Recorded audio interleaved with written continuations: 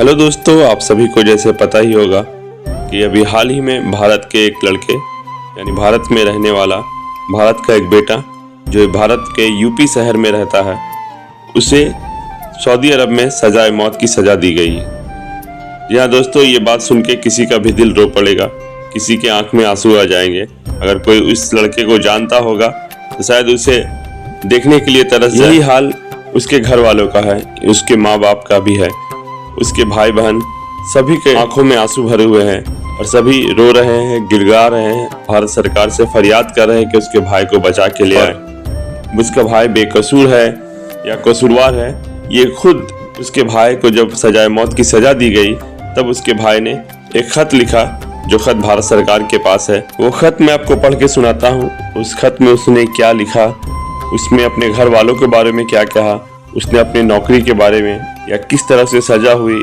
इस बारे में क्या कहा, और सऊदी अरब सरकार से उसने किस तरह गुहार लगाई और भारतीय सरकार से किस तरह मदद मांगी, वो सब मैं आपको पढ़ के कुछ मिनटों में सुनाता हूँ। हमारी भी आपसे गुजारिश है कि वीडियो को पूरी तरह देखें और उसका हाल, उस जैद का हाल जरूर सुने, शायद आपके भी दिल में रहम आ जाए और आप भी भारतीय सरकार से अपील करें कि उसे रिहा करके भारत अपने देश वापस लेकर के आया जा सके। जैद भारत सरकार से अपने खत में लिखते हैं कि मैं जैद जुबैर यूपी मेरठ के एक छोटे से गांव अछूत का रहने वाला हूं और मेरे परिवार में मेरे अम्मी अब्बू और मेरे 7 भाई और 2 बहन हैं। मैं अपने बड़े भाई से छोटा यानी कि परिवार में दूसरा बड़ा हूं और मैं सऊदी अरब 2017 में कमाने के लिए आया था और पहले से भी मेरे 2 भाई यहाँ पे सऊदी अरब में काम कर रहे थे, ड्राइवरी का ही। मैं भी उसी के बुलाने पे या उसी तरह पैसे कमाने के लिए अपने घर की हालत को ठीक करने के लिए सऊदी अरब चला आया। शुरुआती दिनों में मुझे भी इंडियन पैसे के हिसाब से 25,000 रुपये माहाना मिलती थी, पर उसमें मेरा गुजारा सही से नहीं हो पाता था। कुछ पैसे खाने पीने में ही खर्च हो जाते थे। मैं घर बहुत कम पैसा भेज पाता था। लगभग 1 साल शुरुआती कंपनी में काम करने के लिए बाद मैं दूसरी कंपनी यानी अल जफर कंपनी की थी, मैं उसमें ज्वाइन कर लेता हूँ। वहाँ मुझे बहुत अच्छी सैलरी मिल रही थी, मेरे घर वाले भी मेरी सैलरी से खुश थे और मैं भी यहाँ बहुत खुश था। फिर अचानक हादसा हो जाता है मुझसे, यानी मेरी गाड़ी का में एक्सीडेंट हो जाता है, जो मेरे मालिक का गाड़ी होता है और वो गाड़ी बहुत कीमती रहती है। मालिक हमारे खिलाफ यानी कि मेरे खिलाफ एक FIR दर्ज करवा देते हैं। FIR दर्ज करवाने के बाद मुझे गाड़ी का पूरा रकम या जो भी नुकसान हुआ उसे भरने को कहा जाता है। गाड़ी इतनी महंगी रहती है कि मुझे उस रकम को भरने के लिए लगभग 10-15 साल वहीं पे ऐसे ही काम करना पड़ता, जिससे मेरे और मेरे घर वालों का गुजारा नहीं हो सकता था।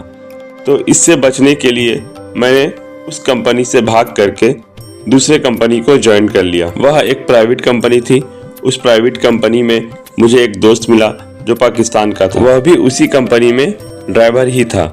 हम दोनों साथ ही रहते थे और मेरे उस पाकिस्तानी दोस्त ने मेरी मुलाकात वहाँ के एक लोकल पुलिस ऑफिसर यानी कि सऊदी के एक लोकल पुलिस ऑफिसर से मुलाकात करवाई, जिससे हमने अपना पूरा हाल बताया कि किस किस तरह से मुझे परेशानी हुई, मैं किस तरह इस कंपनी में ज्वाइन किया।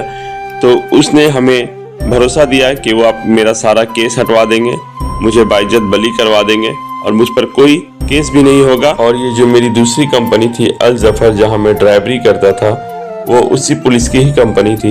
उस पुलिस वाले ने मुझे उस ड्राइवरी के दौरान यानी कि अपने काम के दौरान कई बार अपने घर भी लेकर गया, खाना वाना भी खिलाते, बहुत इज्जत करते थे और बहुत अच्छी मुझे सैलरी भी देते थे। मैं बहुत खुश था और मुझे पूरा भरोसा था कि ये पुलिस वाले मुझे बाइज्जत बरी करवा देंगे और मेरी हिम्मत भी बहुत ज़्यादा हो गई थी, क्योंकि चलो एक पुलिस वाले का हाथ मेरे सर पे है। मैं बहुत अच्छे से अपना ज़िंदगी गुजर कर रहा था और अपने पास्ट के एक्सीडेंट को भी मैं भूल चुका था। मुझे कभी पता भी नहीं था कि उस केस में मैं दोबारा फंसूंगा, और ऐसा हुआ भी। मुझे कभी दोबारा उस केस के लिए ना ही तो कॉल आया, ना ही किसी ने मेरी जांच पड़ताल की। मैं बहुत खुश हो गया कि चलो मैं उस केस से बच के बाहर निकल गया। और यहाँ काम भी मेरा बहुत आसान था, ना ही काम पर मुझको ज़्यादा चाप था और ना ही कुछ। मैं आराम से हर रोज़ 2-3 बैग लेके जाता। सर मुझे जहाँ डिलीवरी करने के लिए बोलते मैं वहाँ डिलीवरी करके वापस चला आता।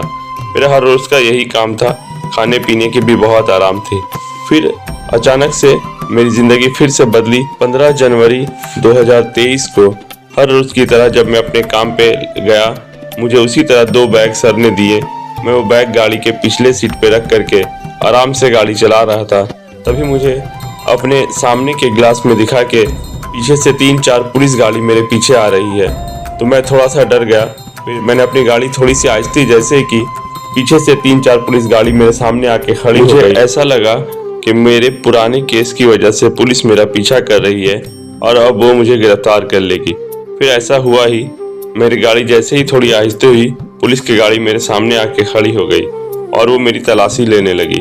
तलाशी लेने के बाद मेरे पास कुछ नहीं मिला तो वो मेरी गाड़ी की जांच पड़ताल करने लगी, जहां उससे मेरे 2 बैग जो मेरे पुलिस वाले अफसर यानी पुलिस सर ने दिए थे मुझे, जहां मैं काम करता था, उस बैग में उन्होंने कपड़ों के दरमियान से 2 ब्राउन शुगर यानी कि जो ड्रग्स होता है, सही से मैं उसका नाम भी नहीं जानता, एक क्रिस्टल ड्रग्स जो लगभग 400 ग्राम की और एक किसी और तरह का ड्रग्स था जो 300 ग्राम की थी।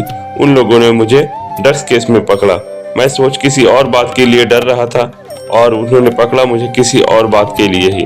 जब ये बात मुझे बताई गई कि मैं ड्रग्स का सप्लाई करता हूँ तो मेरे तो पैरों तले जमीन खसक गई। मैंने उन सभी पुलिस ऑफिसर को बताया कि सर ये मेरा नहीं है, मैं किसी पुलिस ऑफिसर के ही घर पे काम करता हूँ, यानी कि उनकी कंपनी पे काम करता हूँ और वो बैग उन्हीं का है। फिर उस पुलिस वाले ने हमारे मालिक पुलिस ऑफिसर को भी हिरासत में लिया, उनसे पूछताछ की, पर उस मालिक ने पूरी तरह से अपना पर्दा साफ कर लिया। तब जाकर मुझे पता चला कि हमारा मालिक हमारे थोड़े बहुत काम के हमें इतने पैसे क्यों दे रहा। हमने इस मतलब को भी नहीं समझा, हमें बस पैसे से ही मतलब था और हम सोच रहे थे कि हम बहुत अच्छा काम कर रहे हैं।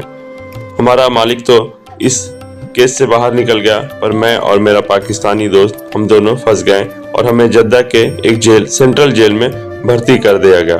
फिर अभी कुछ दिन जेल में रहने के बाद, मैंने लगभग साल भर जेल में रहने के बाद 3 दिसंबर 2024 को हमें सजाए मौत सुना दी गई।